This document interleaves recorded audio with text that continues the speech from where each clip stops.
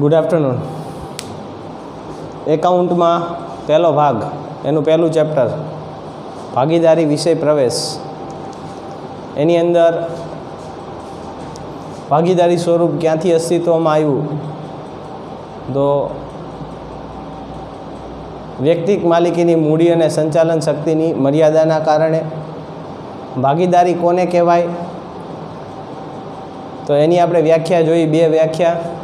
ભાગીદાર કોને કહેવાય, પાર્ટનર કોને કહેવાય, બરાબર. જે વ્યક્તિ ભાગીદારીમાં જોડાય છે વ્યક્તિગત રીતે ભાગીદાર ગણાય. ભાગીદારી પેઢી કોને કહેવાય એની ચર્ચા કરી. ભાગીદારીના લક્ષણો જોયા. પહેલું લક્ષણ, કરારથી અસ્તિત્વમાં આવે. કરાર જે છે લેખિત અથવા મૌખિક હોઈ શકે, પરંતુ લેખિત રાખવો વધુ ઈચ્છનીય છે. પછી વાત કરી તો સભ્ય સંખ્યા ઓછામાં ઓછી 2. કંપની ધારા 2014 મુજબ 2013 મુજબ વધુમાં વધુ 100, પણ સરકાર જે નક્કી કરે તે મુજબની રહેશે. અને સરકારે 2014નો જે નિયમ આવ્યો એમાં 50 નક્કી કરેલ છે. પછી આપણે એના લક્ષણો જોતા ગયા કે અમર્યાદિત જવાબદારી છે, દરેક ભાગીદારોની જવાબદારી અમર્યાદિત હોય છે. પ્રતિનિધિ અથવા એજન્ટ, તો એક ભાગીદાર બીજા ભાગીદારનો પ્રતિનિધિ કે એજન્ટ હોય. નફાનો હેતુ, તો એનો મુખ્ય હેતુ જે છે એ નફાનો હોય છે. માલિકી અને સંચાલનમાં એક સૂત્રતા, તો ભાગીદાર પોતે જ માલિકો હોવાથી ભાગીદારી પેઢી અને સંચાલનમાં બંનેમાં એક સૂત્રતા જળવાય છે. છેલ્લે આપણે વાત કરી હતી કરારનામાની. છેલ્લો ટોપિક જે આપણો હતો કરારનામું. કરારનામું કોને કહેવાય? કરારનામું ભાગીદારો વચ્ચે થતા લેખિત સ્વરૂપના કરારને, ભાગીદારો વચ્ચે જે લેખિત સ્વરૂપે કરાર થાય છે એ કરારને શું કહેવાય? કરારનામું. કરાર બે પ્રકારના હોય ને, લેખિત કે મૌખિક. એમાં લેખિત સ્વરૂપે જે થાય છે એને આપણે શું કહીએ છીએ? કરારનામું કહે. એની માટેની આપણે વ્યાખ્યા લખી નાખી હતી, તેમ છતાં એક વખત લખી દઉં કે ભાગીદારો વચ્ચે જે લેખિત કરાર થાય તેને ભાગીદારી કરારનામું કહે છે, બરાબર. લેખિત સ્વરૂપે જે કરાર થાય છે, ભાગીદારો વચ્ચે જે લેખિત સ્વરૂપે કરાર થાય છે એ કરારને શું કહેવાય? ભાગીદારી કરારનામું કહેવાય. ભાગીદારી કરારનામું એ ભાગીદારી પેઢીનું વહીવટી બંધારણ છે. ખાસ ધ્યાન રાખજો આ પ્રશ્ન. ભાગીદારી કરારનામું એ ભાગીદારી પેઢીનું શું છે? વહીવટી બંધારણ છે, બરાબર. એમાં જે લખેલું હોય એ પ્રમાણે જ થાય. પછી આપણે એવું કીધું ભાગીદારી કરારનામામાં શું શું આવે, તો એની આખી ડિટેલ લખી હતી કે કરારનામામાં પેઢીનું નામ, સરનામું,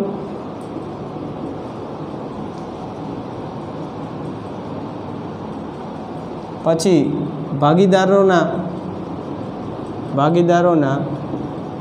નામ, સરનામા, બરાબર. પછી મૂડી, ઉપાડ, નફાનું પ્રમાણ, એટલે કે નફા કે નુકસાનનું પ્રમાણ, પછી મૂડી પર વ્યાજ, ઉપાડ પર વ્યાજ, પ્રવેશ, નિવૃત્તિ,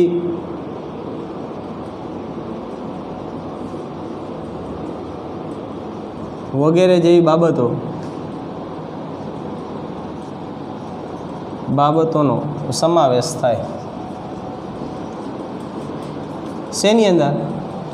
લેખિત કરારનામામાં. એટલે કે લેખિતમાં જે હોય એને આપણે શું કહીએ છીએ? કરારનામું. કરારનામું એ ભાગીદારી પેઢીનું વહીવટી બંધારણ છે. આની અંદર હજી પ્રવેશ, નિવૃત્તિ, વિસર્જન તમામ ડિટેલ જે છે એ કરારનામામાં લખેલી હોય. પણ ક્યારે? લેખિત કરાર કર્યો હોય તો.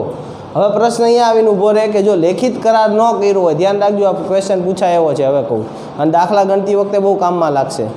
જો લેખિત કરાર કરેલ ન હોય, એટલે કે કરારનામામાં ઉલ્લેખ ન હોય અને કોઈ વિખવાદ ઊભા થાય તો ભારતીય ભાગીદારી કાયદો જે છે એની અંદર અમુક જોગવાઈઓ આપેલી છે.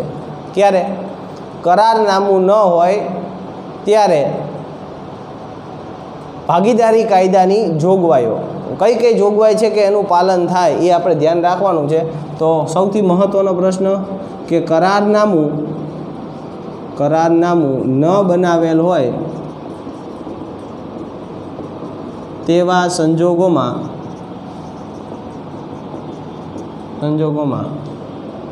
ભારતીય ભાગીદારી કાયદા એટલે ભાગીદારી કાયદાની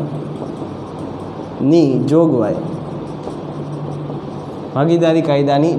તમે કરારનામું નથી કર્યું, હાલો માની લો તમે કરારનામું નથી બનાવ્યું અને તમારી વચ્ચે કોઈ વિખવાદ ઊભા થયા, કોઈ પ્રશ્ન ઊભો થયો, તો કઈ બાબતો ધ્યાનમાં રાખવી, બરાબર, એના માટે કાયદાની જોગવાઈ આપેલી છે, બરાબર. એ જોગવાઈની ચર્ચા કરવાની. દાખલા તરીકે હું તમને એક ઉદાહરણ આપું. એક કોઈ મિત્ર હતો મારો, એની યારે મેં ભાગીદારી કરી, બરાબર. લેખિતમાં કંઈ નક્કી નથી કર્યું. જ્યારે ભાગીદારી કરી ને ત્યારે અમે એવું વાત થઈ હતી કે 40% જે છે એને આપવાના, 40% એ લઈ જશે એ નામનો વ્યક્તિ, અને 60% જે છે એ હું રાખીશ, આવી વાત થઈ હતી, બરાબર. અમે બે સાચા જ છીએ, માની લો એને એ ઊંધું સમજો, એને એવું હતું 60% એના 40% મારા, બરાબર, અને હું એમ સમજો 40% એના 60% મારા, બરાબર. અમારે બેને સમજવામાં શું થઈ ગયું હતું? ઊંધું થઈ ગયું. ધંધો ચાલુ કરી નાખ્યું, બરાબર, બધું કર્યું, 1-2 વર્ષ સુધી હિસાબે ન કર્યો. 2 વર્ષે જ્યારે હિસાબ કરવા બેઠા ત્યારે એ નામના વ્યક્તિ એવું કીધું મારે તો 60% જોઈએ, ભાઈ મારે 60%ની વાત થઈ હતી, ઓલો કે મારે 40%ની વાત થઈ હતી, બરાબર, ઓલો કે મારે 60%ની વાત થઈ હતી. 2 જણા એમ કહેશે કે અમારે બેન 60% જોઈએ. લેખિતમાં જ કંઈ લખ્યું નથી. હવે એકબીજા ઉપર એ લોકો કેસ કરે પોલીસ સ્ટેશનમાં, બરાબર, જઈને કે ભાઈ મારે 60% જોઈએ, ઓલો કે મારે 60% જોઈએ. તો કોર્ટ જે છે, કોર્ટ એ કોનું માન્ય રાખે? તો એવા સંજોગોની અંદર કે જે સંજોગોની અંદર લેખિત કરાર નથી, એની માટે અમુક જોગવાઈ આપી છે કાયદાની, અને કોર્ટ જે છે એ જોગવાઈ યાદ રાખે.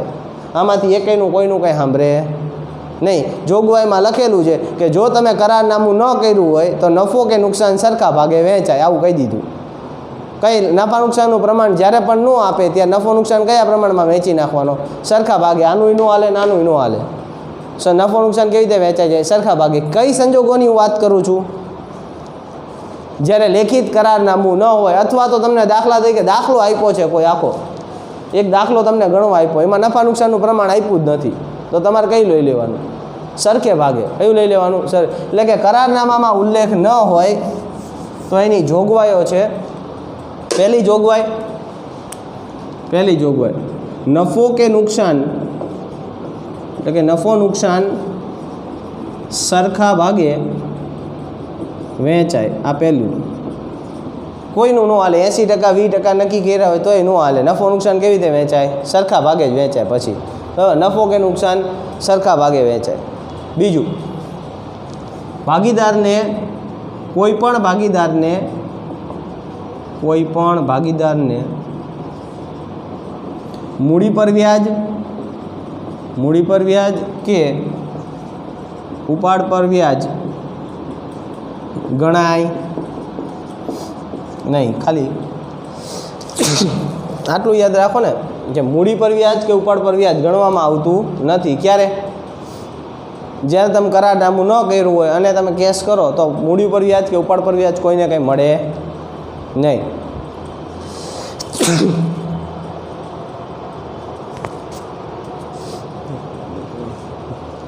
ત્રીજું, ભાગીદારને પગાર, બોનસ, કમિશન કે મહેનતાણું ચૂકવાય નહીં. કોઈ ભાગીદાર એમ કે હું કામ કરતો તો મને પગાર આપો, ન મળે. એમ કે પગાર નહીં, હાલો મને કમિશન આપજો, કમિશન ન મળે. એ ગમે એ કે પગાર કે બોનસ કે કમિશન કે મહેનતાણું કે એ ન ચૂકવાય જો કરારનામું ન હોય તો, બરાબર. એ નફામાં ભાગ મળે એને, બાકી પગાર મળે નહીં. ક્યારે કરારનામું ન હોય તો 3 સંજોગ આપણે કીધા, 3 જોગવાઈ. કઈ? નફો કે નુકસાન સરખા ભાગે વહેંચાય, મૂડી પર વ્યાજ કે ઉપાડ પર વ્યાજ ગણાય નહીં, પગાર, બોનસ, કમિશન કે મહેનતાણું ચૂકવાતું નથી, બરાબર. અહીંયા સુધી 3 પેરા પાકા કરો. નફો નુકસાન સરખા ભાગે, મૂડી પર વ્યાજ, ઉપાડ પર વ્યાજ ગણાય નહીં, પગાર, બોનસ કે કમિશન ચૂકવાતું નથી, નફો નુકસાન સરખા ભાગે ગણાય? મૂડી પર વ્યાજ કે ઉપર પર વ્યાજ ગણાય નહીં. કોઈ ભાગીદારને પગાર, બોનસ, કમિશન કે મહેનતાણું ચૂકવવામાં આવતું નથી. અહીંયા 3 સુધીનું પહેલાં મને પાકું કરીને આપો.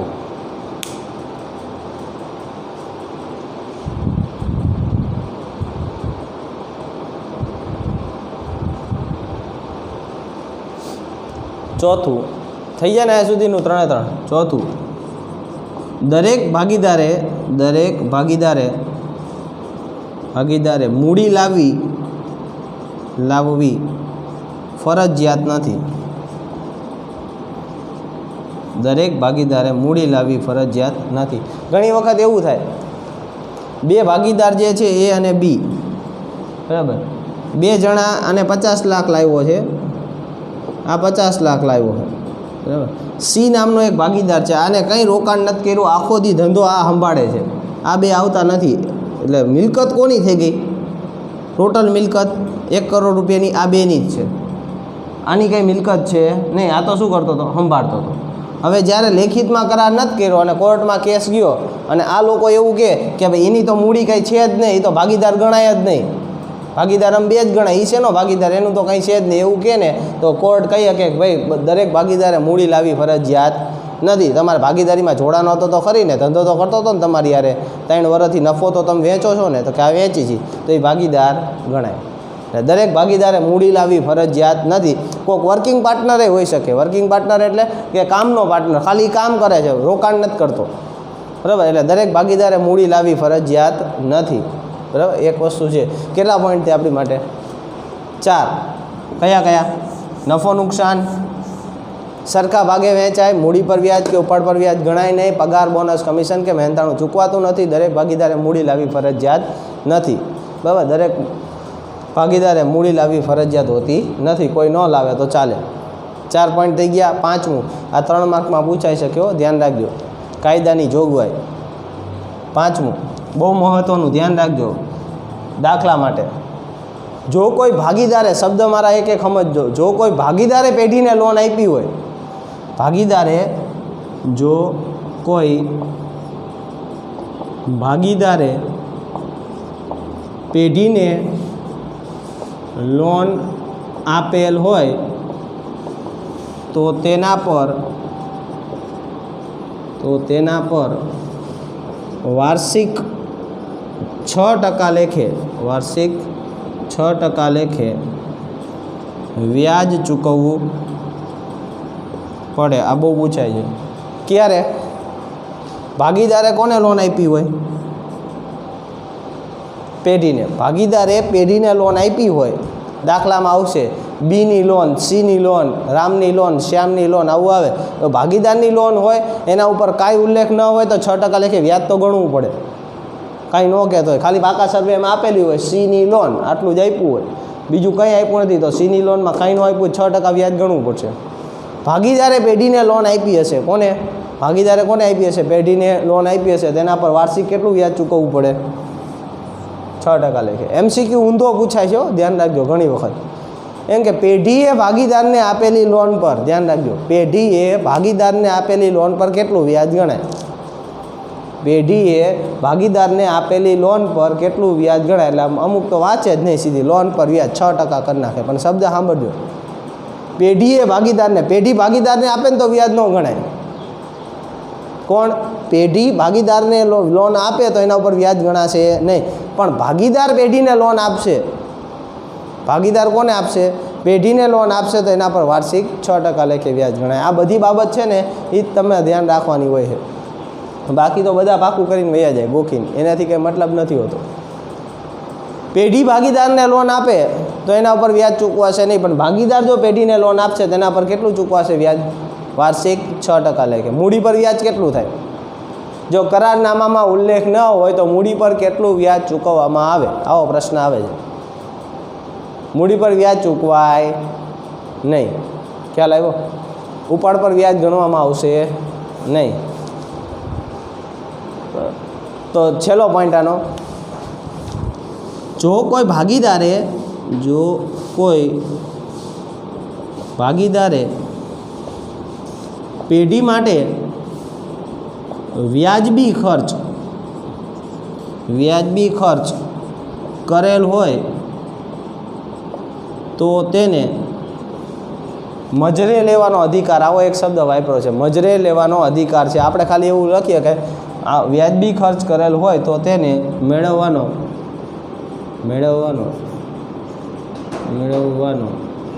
અધિકાર છે. શબ્દ શું છે? જો કોઈ ભાગીદારે પેઢી માટે પાછો કેવો ખર્ચ, વ્યાજબી ખર્ચ કર્યો હોય, દાખલા તરીકે હું અહીંથી ગોકુલ હોટલનું ભાડું લખું 2000 રૂપિયા, બરાબર, તો એ ન ચાલે. ખબર અહીંથી પ્લેનમાં ગોકુલ હોટલ જાઉં ને તો મને 2000 રૂપિયામાં ન પડે. રિક્ષામાં જાઉં તો 5 રૂપિયા લે, અને હું લખું અહીંયાથી ગોકુલ હોટલે જમવા ગયો 2000 રૂપિયા ખર્ચ થયો, તો એ ખોટો, એ વ્યાજબી ન કહેવાય. હા, કદાચ 50 રૂપિયા લખું ને તો એ વ્યાજબી લાગે, હાલો સ્પેશિયલ રિક્ષા કરીને ગયા છે, બરાબર. તો વ્યાજબી ખર્ચ હોય, ભાગીદારે જો પેઢી માટે કોઈ વ્યાજબી ખર્ચ કર્યો હોય તો એ મેળવવાનો એને અધિકાર છે. મજરે અધિકાર એવો એક શબ્દ લખેલો છે. મજરે એટલે શું થાય કે એનો પોતાનો અધિકાર હોય અને એ જ વસ્તુ જો એને મેળવવાની થાય તો એને મજરે કહેવાય. દાખલા તરીકે બાપ દાદાની મિલકત હોય, બરાબર, અને એ આપણે લઈ તો એ આપણો મજરે અધિકાર થયો. કેવો અધિકાર થયો? આપણો કાયદેસરનો અધિકાર છે, એને મજરે અધિકાર કહેવાય. એવો એક શબ્દ લખ્યો છે, કદાચ કોઈના મનમાં પ્રશ્ન થાય તો. એટલે આપણે તો શું લખવાનું? મેળવવાનો અધિકાર છે. કેટલા પોઈન્ટ થયા? 6. જો કરારનામું ન હોય, લેખિતમાં કરારનામું ન હોય તો નફો નુકસાન સરખા ભાગે વહેંચાય. મૂડી પર વ્યાજ કે ઉપાડ પર વ્યાજ ગણાય નહીં.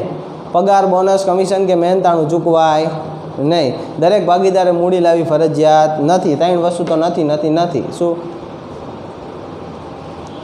મૂડી પર વ્યાજ કે ઉપાડ પર વ્યાજ ન આવે, પગાર, બોનસ, કમિશન ન આવે, દરેક ભાગીદારે મૂડી લાવી ફરજિયાત નથી. 2 પોઈન્ટ યાદ રાખવા જેવા છે. ભાગીદારે પેઢીને લોન આપી હશે. કોને? ભાગીદારે પેઢીને લોન આપી હશે, તેના પર વાર્ષિક કેટલા ટકા લેખે વ્યાજ ચૂકવાય? 6% લેખે. પેઢી ભાગીદારને આપે તો, પેઢી ભાગીદારને લોન આપે તો એના ઉપર ચૂકવાશે નહીં.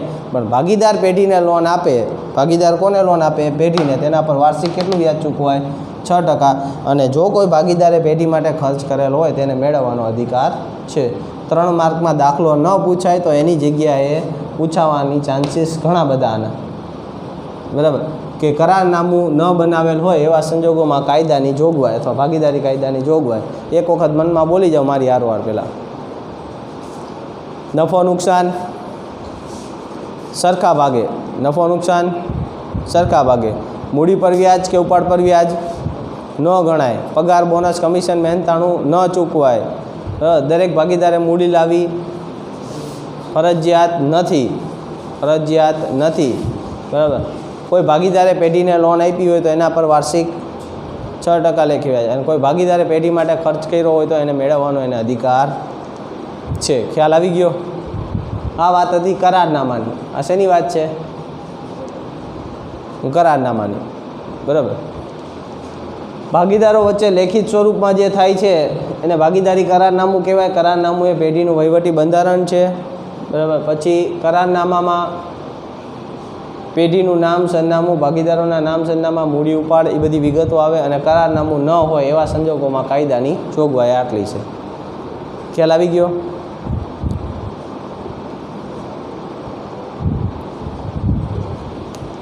હવે વાત કરી વાર્ષિક હિસાબ માટે સૌથી મહત્ત્વનું ખાતું.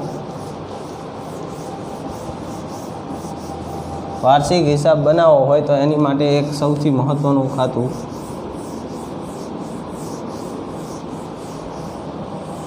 નફા નુકસાન ફાળવણી ખાતું.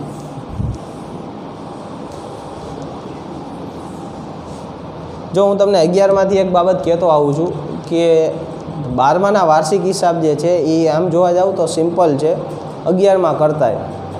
ખાલી તમારી પાસે આવડત એ હોવી જોઈએ કે 11માના 30-40% વાર્ષિક હિસાબ તમને આવડવા જોઈએ. 11માં તમે જે ભણ્યા ને એના 30-40% તમને થોડી ખબર પડવી જોઈએ એમાં, બરાબર. અને બીજું કે પહેલા ભાગની અંદર જે 2 ખાતા બનાવવાના શીખવાના છે આપણે, ફાળવણી ખાતું અને મૂડી ખાતું, આ 2 તમને આવડવા જોઈએ. આટલું આવડે એટલે તમને ઓલા આપોઆપ આવડવાના છે. શું કામ? કારણ કે અહીંયા 5 જ ખાતા છે.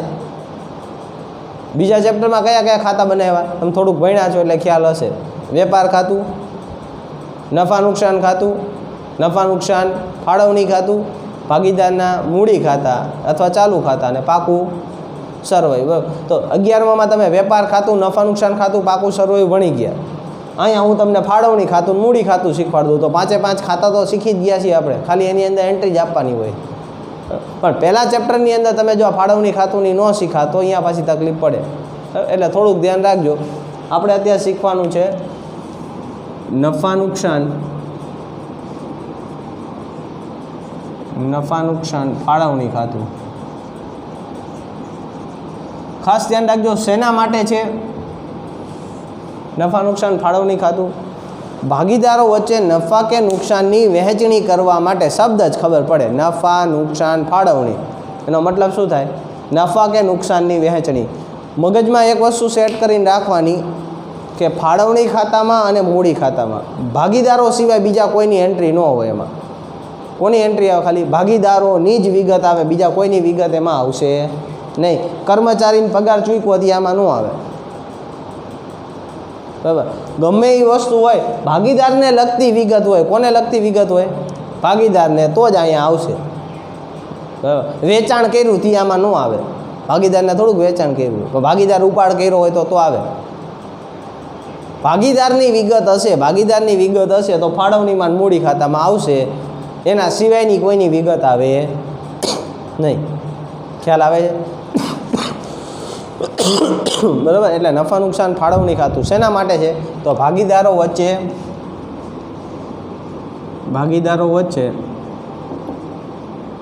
નફા કે નુકસાનની વહેંચણી કરવા માટે તેમજ ધંધાનો વહેંચણી પાત્ર નફો કે વહેંચણી પાત્ર ખોટ જાણવા માટે જે ખાતું બનાવવામાં આવે તેને નફા નુકસાન ફાળવણી ખાતું કહે છે. શેના માટે? એક તો ભાગીદારો વચ્ચે નફા નુકસાનની વહેંચણી કરવા માટે, તેમજ ધંધાનો વહેંચણી પાત્ર નફો અને વહેંચણી પાત્ર ખોટ જાણવા માટે. તમને યાદ આવતું હોય તો વેપાર ખાતામાંથી તમને જે મળે એ શું હોય? કાચી ખોટ અથવા તો કાચો નફો. નફા નુકસાન ખાતામાંથી જે મળે એને શું કહેવાય? ચોખ્ખી ખોટ અથવા ચોખ્ખો નફો. એમ ફાળવણી ખાતામાંથી જે મળે એને શું કહેવાય? વહેંચણી પાત્ર નફો અથવા તો વહેંચણી પાત્ર ખોટ. ખ્યાલ આવ્યો? તો બે વસ્તુ થઈ. નફા નુકસાન ફાળવણી ખાતું એટલે શું? 1 માર્કમાં પૂછે તો આપણે લખી શકીએ કે ભાગીદારો વચ્ચે નફા કે નુકસાનની વહેંચણી કરવા માટે તેમજ ધંધાનો વહેંચણી પાત્ર નફો કે વહેંચણી પાત્ર ખોટ જાણવા માટે જે ખાતું બનાવી ખાતાને શું કહેવાય? નફા નુકસાન ફાળવણી ખાતું. બીજું, નફા નુકસાન ફાળવણી ખાતું કોના જેવું છે? તો નફા નુકસાન ફાળવણી ખાતું નફા નુકસાન ખાતા જેવું છે. કોના જેવું? નફા નુકસાન ખાતા જેવું. અને ત્રીજી વસ્તુ ઘણાને ખ્યાલ નથી હોતો પણ કહી દઉં, નફા નુકસાન ફાળવણી ખાતું બનાવવું, વાર્ષિક હિસાબ બનાવતી વખતે નફા નુકસાન ફાળવણી ખાતું બનાવવું ફરજિયાત નથી. ન બનાવો તો ચાલે, પણ એટલી વસ્તુ યાદ રાખવાની, ન બનાવો તો જવાબમાં તકલીફ પડે. આન્સર નથી લખવાનો. આ તો મેં તમને શું કામ કહું છું? વિધાન પૂછાય ક્યારેક. વાર્ષિક હિસાબમાં ફાળવણી ખાતું બનાવવું ફરજિયાત છે, વિધાન સાચું કે ખોટું? તો ખોટું. ફાળવણી ખાતું બનાવવું ફરજિયાત નથી, પણ સહેલાઈ રહે, દાખલો ગણવામાં સહેલાઈ પડે, કંઈ તકલીફ ન પડે એટલા માટે અલગથી બનાવવામાં આવે છે. આપણે દરેક દાખલામાં બનાવવાનું જ છે, પણ વાત અહીંયા એ છે કે વાર્ષિક હિસાબમાં ફાળવણી ખાતું બનાવવું ફરજિયાત નથી. બરાબર? એ એક ખાસ મગજમાં રાખજો. અત્યારે આપણે આટલું જ જોવાનું છે કે ફાળવણી ખાતાનો અર્થ શું થાય. ભાગીદારો વચ્ચે નફા કે નુકસાનની વહેંચણી કરવા તેમજ ધંધાનો વહેંચણી પાત્ર નફો કે વહેંચણી પાત્ર ખોટ જાણવા માટે જે ખાતું બનાવાય એને શું કહેવાય? નફા નુકસાન ફાળવણી ખાતું કહેવાય. એનો નમૂનો અહીંયા એક દોરી દઉં છું, યાદ રહે તો ભલે, ન યાદ રહે તો કોઈ પ્રશ્ન નથી. આપણે દોરવો પડે એટલે નફા નુકસાન ફાળવણી ખાતું.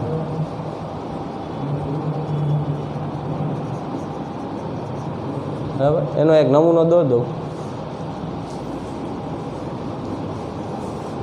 કઈ કઈ વિગત આવે એની અંદર. અને આમાં એક એટલું યાદ રાખવાનું કે ફાળવણી ખાતું અને મૂડી ખાતું આ બેની ક્રોસ એન્ટ્રી હોય. ફાળવણી ખાતાની અને મૂડી ખાતાની આ બેની કેવી એન્ટ્રી હોય? Cross entry. એનો મતલબ શું થાય ક્રોસ એન્ટ્રી એટલે? અને ખ્યાલ છે ક્રોસ એન્ટ્રી કોને કહેવાય? બે ખાતાઓની ક્રોસ એન્ટ્રી. આનો મતલબ શું થાય? ફાળવણી ખાતામાં જે ઉધાર થાય ને એની અસર, બીજી અસર ભાગીદારના મૂડી ખાતામાં કેવી થાય? જમા થાય. જે વસ્તુ મૂડી ખાતામાં જમા થયું એની આપોઆપ બીજી અસર ફાળવણીમાં ક્યાં થવાની? ઉધાર થાય. ફાળવણીમાં જમા હોય, ફાળવણીમાં જમા હોય તો મૂડી ખાતામાં શું થાય? ઉધાર. ફાળવણીમાં ઉધાર હોય તો મૂડી ખાતામાં શું થઈ જાય? જમા. એટલે એને શું કહેવાય? ક્રોસ એન્ટ્રી કહેવાય. કેવી એન્ટ્રી કહેવાય? ક્રોસ. અહીંયા ઉધાર થાય એ મૂડીમાં શું થવાનું? જમા. અહીંયા જમા હોય તો મૂડીમાં શું થાય? ઉધાર. એટલે એક ખાતું યાદ રાખો ને, એક ખાતું, એટલે બીજું આપોઆપ યાદ રહી જ જાય.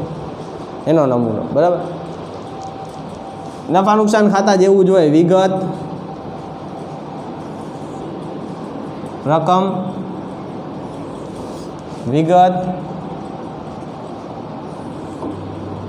રકમ, જમા, અને આ બાજુ શું હોય? ઉધાર.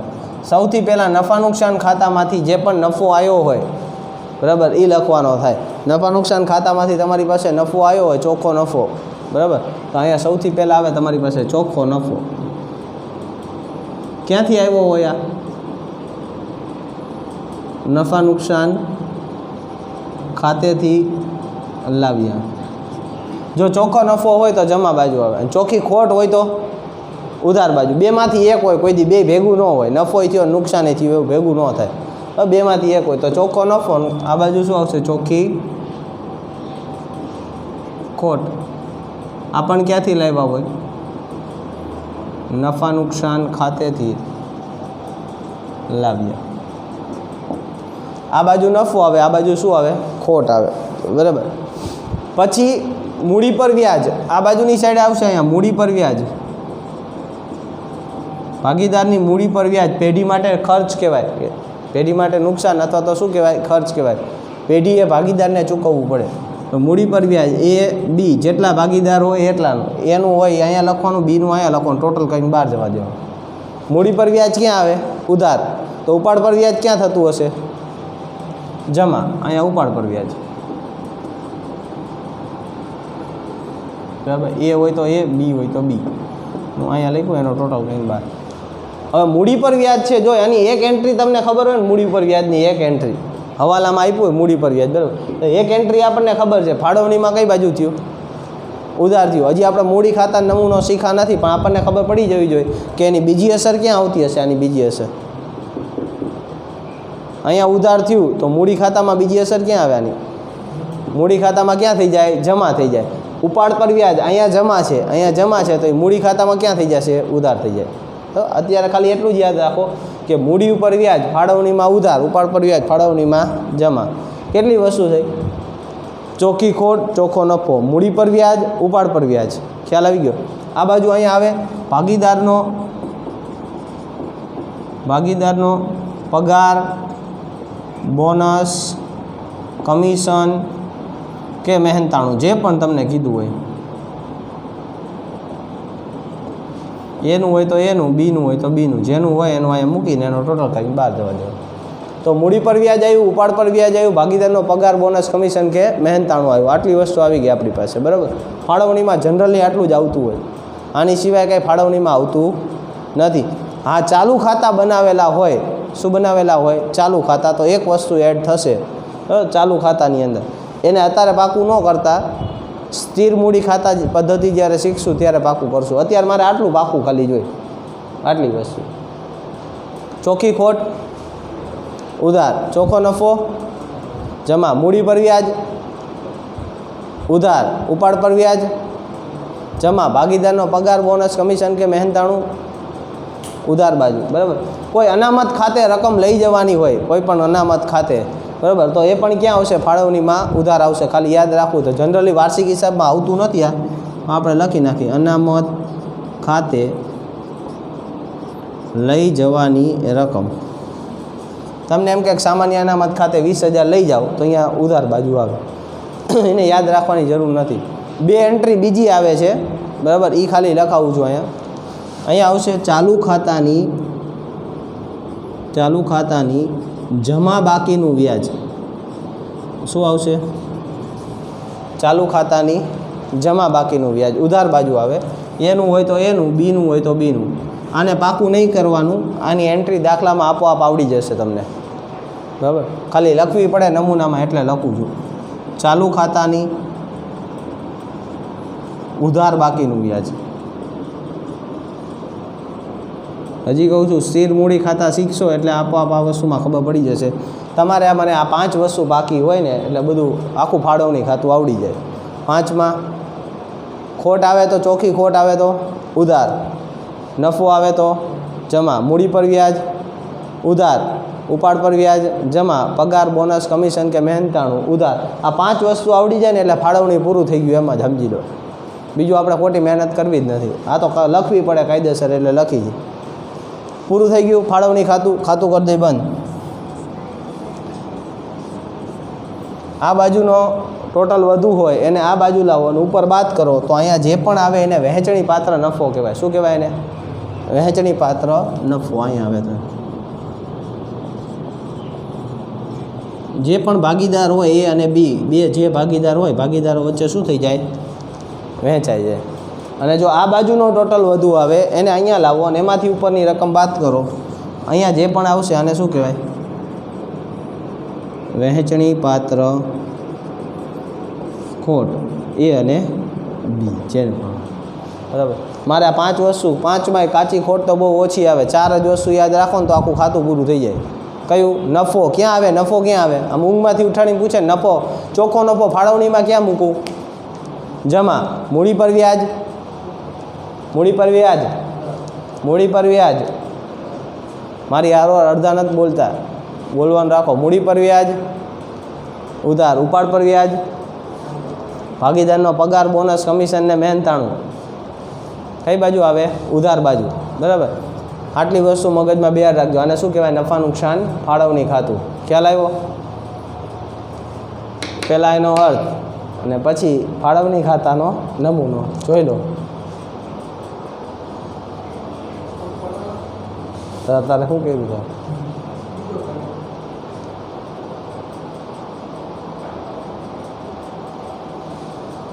કેટલું આપણે વાર્તા પૂરી થઈ. ભાગીદારી કોને કહેવાય? ભાગીદાર કોને કહેવાય? ભાગીદારી પેઢી કોને કહેવાય? ભાગીદારીના લક્ષણો, કરારનામું, કરારનામામાં સમાવેશ થતી બાબતો અને નફા નુકસાન ફાળવણી ખાતું મગજમાં હોવું જોઈએ. આટલી વસ્તુ ધ્યાન રાખજો, બરાબર.